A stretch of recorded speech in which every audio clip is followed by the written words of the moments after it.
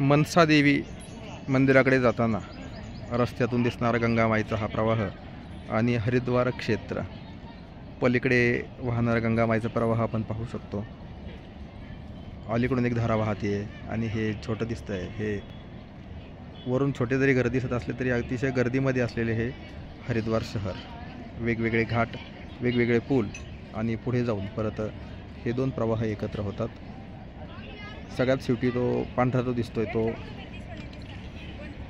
ओम पूल आणि तो गणेश घाट, रस्त्यातून येणारे हे वेगवेगळे घाट,